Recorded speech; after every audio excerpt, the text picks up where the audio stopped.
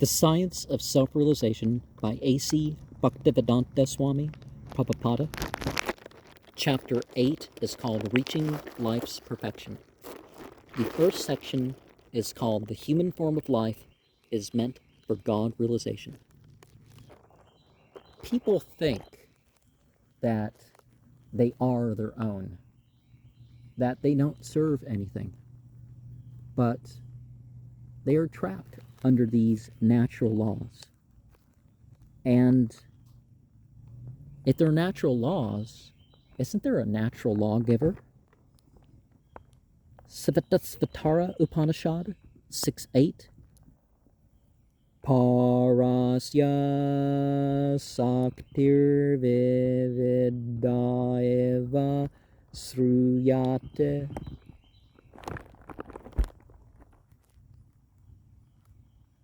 There are a multitude of energies of the Supreme Lord. So what is our relationship to them? Is it only through a cursory knowing of the forms? Chaitanya Mahaprabhu said, Harer Nama, Harer Nama, Harer Nama Eva Kevalam Kalaunaste Evanaste Evanaste Vagatir Anyata.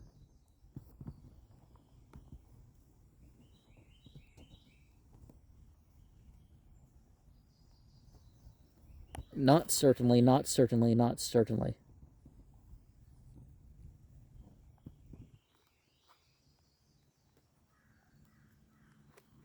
The realization of the divine potency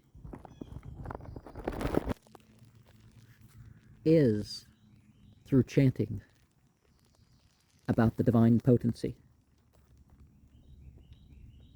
And you're not going to find it just by trying to act your way to the point where the scales tip. Chatodarpanamarjanam. By doing this, we cleanse the heart. We redirect the desires. We may think that if we're not focused on our spiritual life, that if we don't take the risks to do or not do things, then we're safe. And it doesn't work that way. Sometimes the various types of dangers will come because people aren't doing their work. And it doesn't mean that we can't be good for our country, good for our family, good for our environment. But there's more to it than that. And the lack in these fields is not going to be made up just because people decide that these fields are important, especially because some guidance about these things isn't going to be picked up or discovered by any one individual. So their education as a human species, the rest of the animals wander around but they don't fall per se. They're innocent, but they have souls and stuff too. But we are the ones who get the education because we have the choice of what to do with it. We have this opportunity in this human life. That's why it's called a higher life, right? We are not donkeys. Buddha. We're not just carrying our material load and doing this material work, not understanding even when something great is present.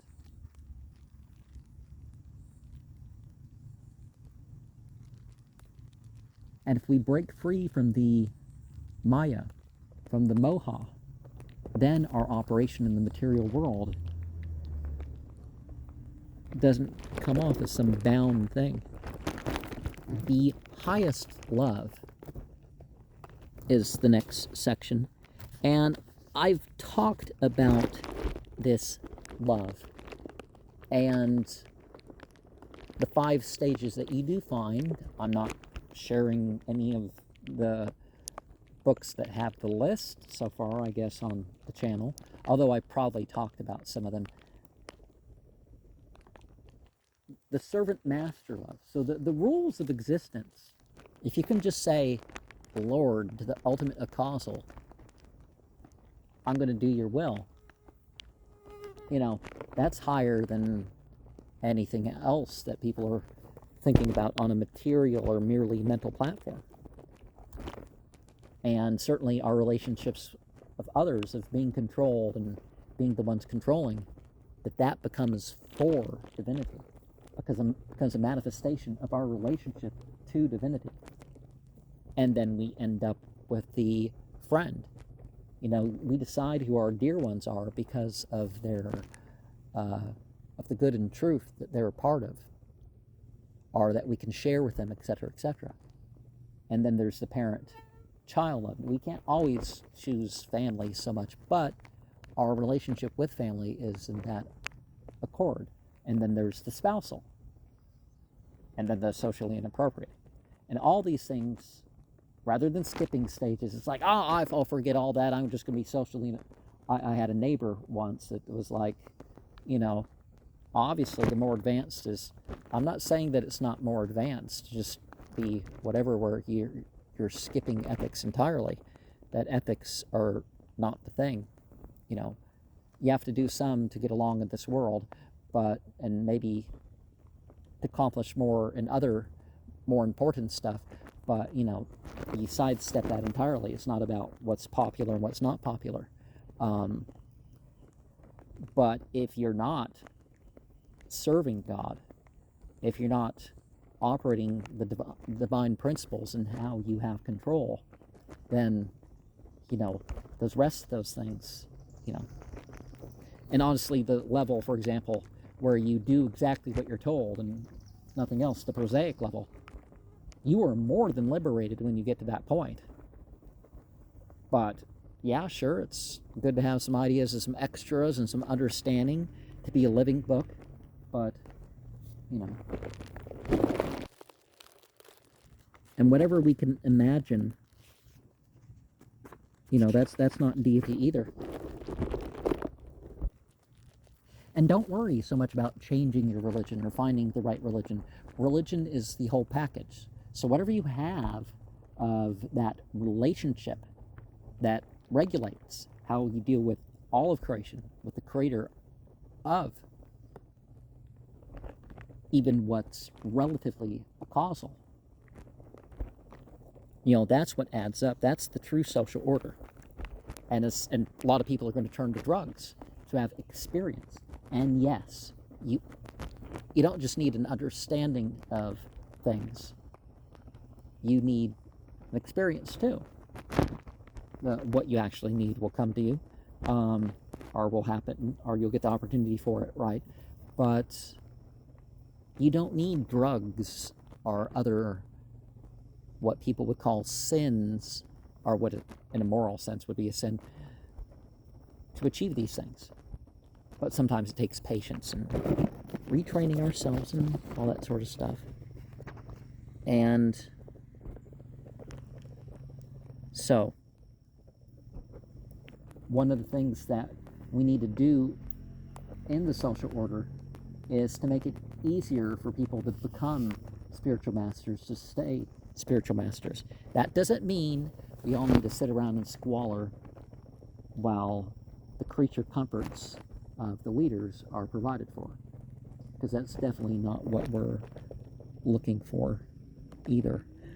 And what are the unique contributions of the different types of spiritual masters? People say, you can't mix the schools of thought, and it's like, well, if this is how you figure out this area or this aspect, and you're not just doing stuff, what is the easiest, right?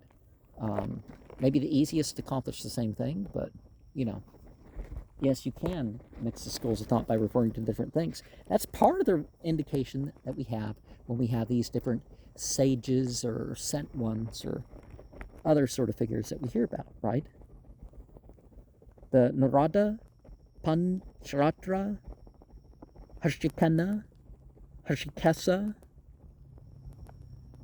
Savanam, Bhaktir, Uchyata. So the Narada, Pancharatra, I forget what that second word means, but we become devoted by our senses. Sure, to some degree we can't say, oh, we've had a desire, but we've enjoyed something, so the senses are beyond our control. But how you dedicate the senses, either of your choices or how you respond to what's occurred, that is what's given over. And it's a process over time. Yoga is a process. It's not just stretching and bending and all that in sexy clothing in front of big windows. And the women like, ooh, the men. It's like, well, it's in a location where men are going to be walking by, obviously, without having anything to do with whatever. And if a man looks too long, because you hear people complain about it. I personally have never witnessed that sort of thing, but yeah, people complain. It's like, then you wouldn't dress like that, and same thing the other way around. Of course, the guys that dress like that are usually treated as weirdos, but less and less, right? Salokya, the liberation is towards a planet. People with their Kabbalah and the Sufi equivalents before that, related to the same order in the Quran and some more specific stuff and whatever you had, it's like you're on a different sphere. And the prophetic teaching about the 70,000 veils and all that. So each veil, you're like in a world station. There's stations. You can call it as worlds. This is what happens, and it happens in this life. And yes, a person can fall down that has achieved it, but you go towards it. And the different stages of life also lead us along and guide us towards what we can be further doing, right? When we hit puberty, we get all sorts of desires, whether we hit it at a natural age or various chemicals and extra hormones that we're exposed to that wouldn't have happened a couple hundred years ago. Back in the day, there were people exposed to poisons and mining and stuff, but you know what I mean. If it happens at a normal, healthy age, or whether it doesn't, you're exposed to all sorts of desires, and there's certain mental changes that don't happen quite if it's early puberty disorder. That's a broad diagnosis, but you have changes that happen. You have independent morality, you have some ability to choose based on your resources. And you get older, and maybe you get stronger desires, but then you can control them better, and there's certain other changes that have happened.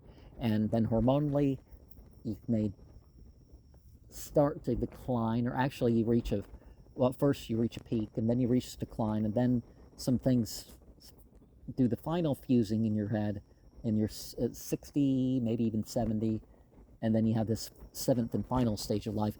Every stage of life has its opportunities towards change. For us to realize, as approaching Krishna with love, right? Isvara Parama Krishna Satchid Ananda Vigraha. So, the God of Light is the supreme controller,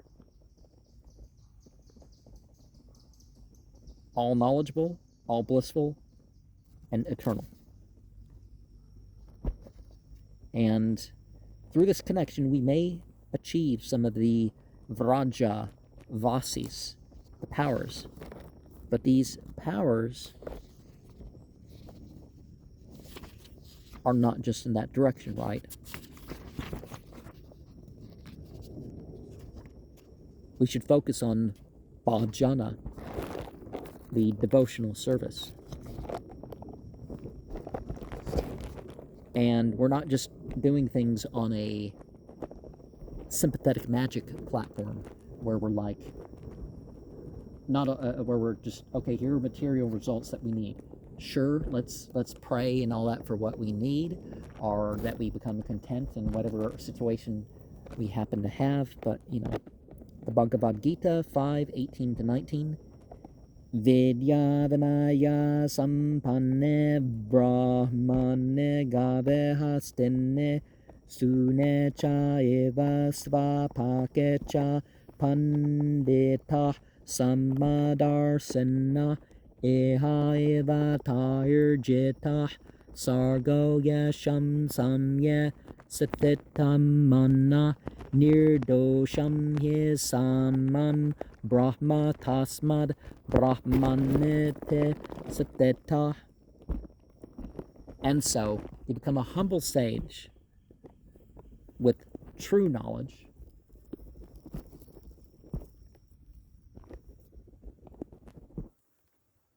if we approach the learned and the animal and the unlearned in a sort of sameness. Now, obviously, we can discriminate between their different positions and such. Let's not be prejudiced, but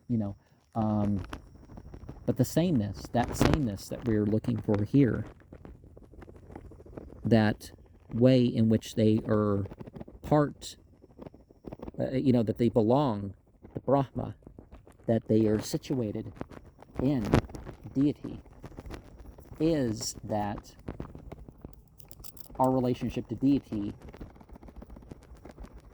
how we are treating them, are responding to them, that is part of our relationship. And how we're supposed to do that is indicated. The Bhakti Rasamrita Sindhu, the Nectar of Devotion, Sri Rupa Goswami's book,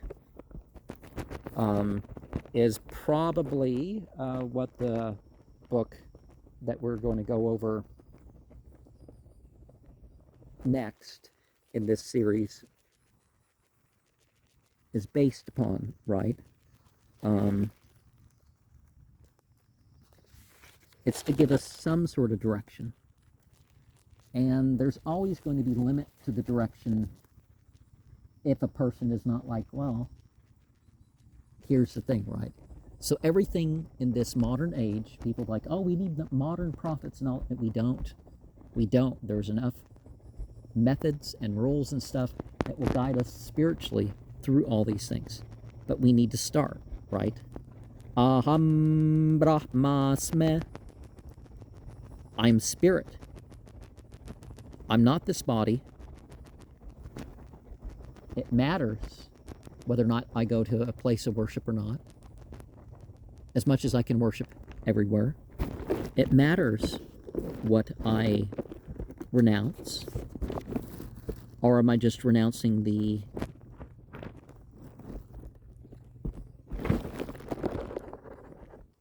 mere results, right? I'm not after mere results, of course. You want to build your kingdom in the hereafter, but, we're not sitting around counting that. We may think we've done this, and we hear that this is this reward, much of a reward. It's like, okay. But, and maybe you make an account of yourself, how you could have done better. But let's just focus. Whether you're rich or you're poor, build up your remembrance. Understand your enjoyment and other opulence in the material world, or that which others have, as their opportunity to connect that to these scriptural principles. Or by these scriptural principles, I mean, in the broad sense of what I'm referring to. And sometimes, whether you can go to a temple or not, you still need to chant alone. You still need to go in your secret place, whether you actually have physical privacy or not, and chant inwardly or whatever. And sometimes those places that you go in the visions, you're conveying in the visionary worlds. Whether that's psychological or spiritual, it sort of amounts to the same thing, is that either the parts of yourself will process through these teachings, or there will be actual entities. But it's not like the Goetia and all these other grimoires that these Christians wrote, where they're like, oh, if I'm just a good enough of a Christian, I can yell at spirits and they will. No, you can talk the voice that people need to hear. I myself, I figure out what voice I'm going to be heard, and that's it. You talk, and unless somebody's hard of hearing or something, it doesn't make it. It's not about yelling at them and saying how much better you are than them. People aren't convinced on those platforms, or they might, but it's not the approach. If you think of deity, regardless of what type of love you're thinking of deity, you want deity to be pleased with what you're doing.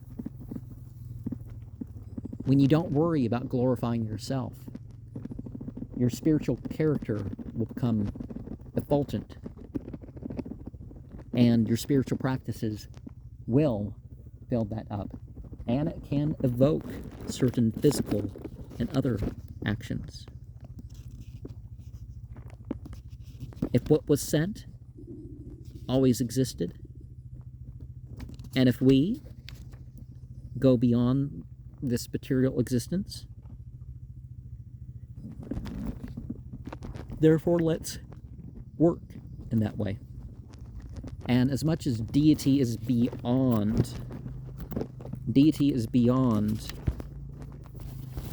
it doesn't mean that there's not that personal relationship. Hence, Bhagavan. We understand through the personality of God, through these names, through these qualities, through the forms that manifest them. And we don't fall for the form being it, right? When we worship the name, we worship the essence.